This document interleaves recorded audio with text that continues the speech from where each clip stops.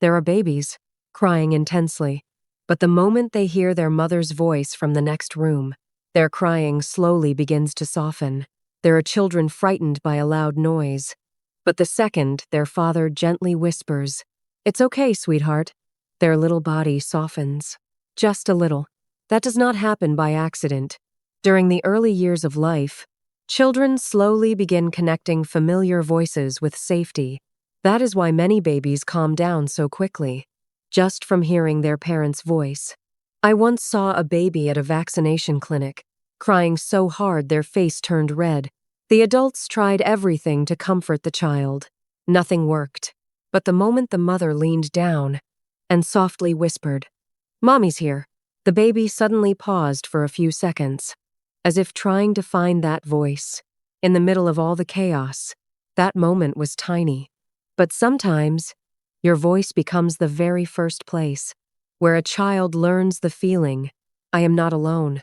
And through that voice, children begin remembering something even deeper.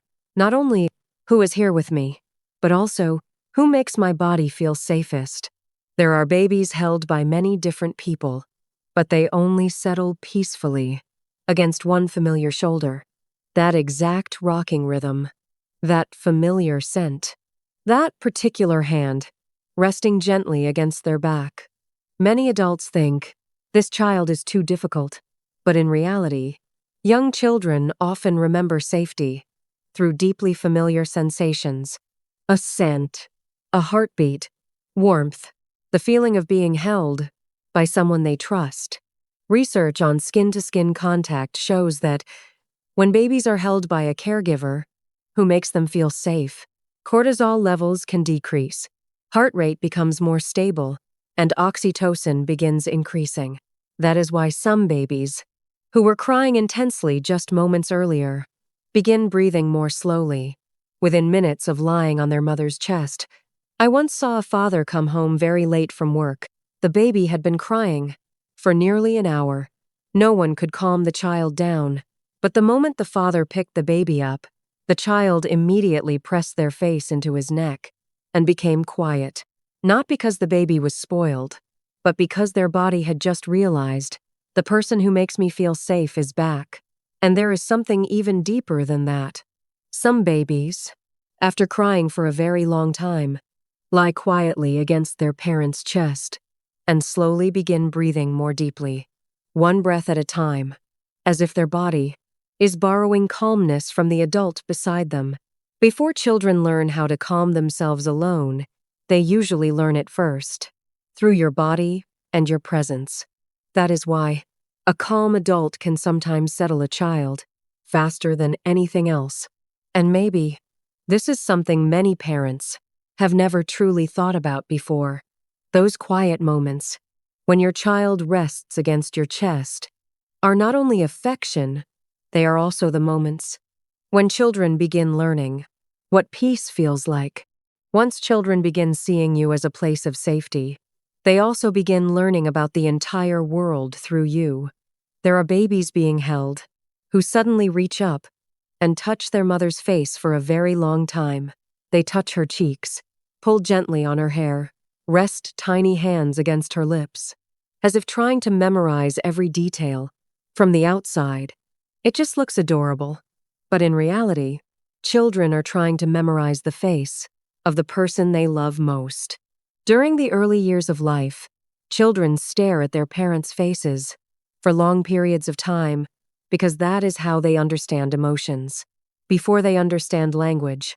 That is why babies love looking into your eyes, watching every little expression, laughing when you smile back at them. And not long after that, children begin doing something very special. They imitate you. Some babies stick out their tongue after watching their parents do it. Some children copy adult facial expressions. Some burst into laughter, simply because you laughed first. Children spend so much time watching the people they love most. Before children understand who they are already learning from your face, your reactions, and your emotions. And the deeper part is this: children are not only copying your expressions, they are using your emotions to understand their own emotions too. There are babies who fall down, but do not cry immediately. Instead, they first look up at their parent's face. If the adult panics, oh no, the child often bursts into tears almost instantly. But if you stay calm and softly say, "It's okay, sweetheart," children usually calm down much faster too. I once saw a little boy hear a dog bark loudly at the park. He startled and immediately climbed into his mother's lap. But what stood out most was this. The child did not only hold on to his mother, he stared deeply into her face, as if waiting for an answer. And when the mother softly smiled and said, "It's okay, sweetheart," only then did the child begin looking around again.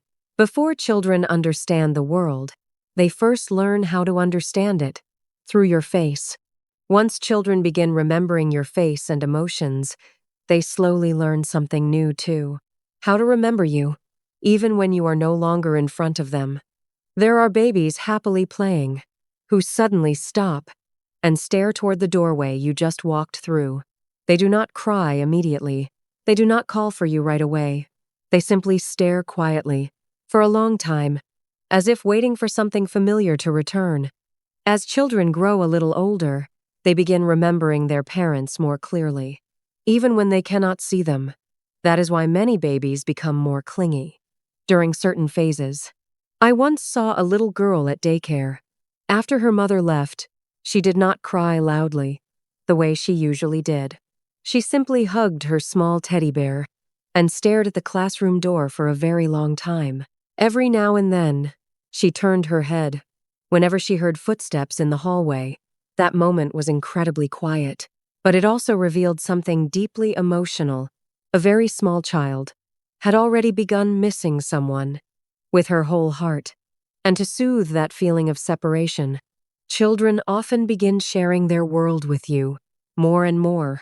There are babies who are playing, then suddenly run over to show their parents something. A tiny leaf, a small rock, a Lego block, then run away again. From the outside, it just looks like children are showing things off, but in reality, they are trying to share their experience with the person they love. I once saw a little boy pick up a yellow leaf at the park. He ran quickly toward his father and proudly held it up high. The father simply smiled and said, "That's beautiful, isn't it?" And instantly, the little boy's entire face lit up, because sometimes, what makes children happiest is not the object itself, but the feeling, someone is seeing the world with me. And that is often the moment parents begin seeing their child's tiny behaviors differently.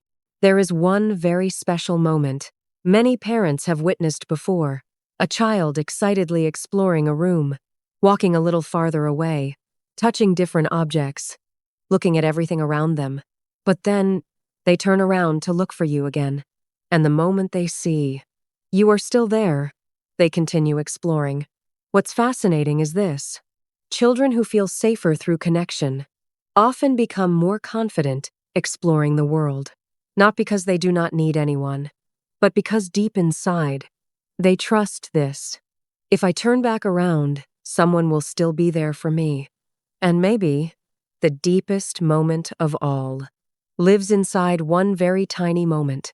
The first real smile your child gives you. Not the reflex smile newborns sometimes make, but the moment your baby sees you and truly smiles. During the first months of life, babies begin recognizing familiar faces and reacting emotionally much more strongly to their parents. That is why a baby's smile toward their parents often feels different. I once saw a baby lying quietly in a crib, but the moment the father leaned down and called the baby's name, the child's entire face lit up. The baby kicked excitedly and smiled so hard, no sound even came out. That moment lasted only seconds. But if you look closely, it almost feels like the first time a child says, "I know this person, and being near this person makes me feel good inside." Maybe children cannot yet say, "I love you," but their eyes, their smile, and the way they always come back looking for you have already been saying it for a very long time. There are behaviors children show that adults often think are very small. A searching glance, a child turning back toward the door, a tiny object proudly brought over for you to see, or a very short smile. But for a child, those moments may become the very first definition of love, not through words, but through the feeling, who makes me feel safe when I'm near them? And maybe that is one of the most beautiful things about early childhood. Before children can even say it out loud, they have already quietly chosen you as the safest place in their world. I hope this video helped you see your child's tiny moments a little differently. And if you want to continue exploring the emotional world hidden inside children's everyday behaviors, please subscribe to the channel, because sometimes the smallest moments children show us quietly carry the deepest feelings of love.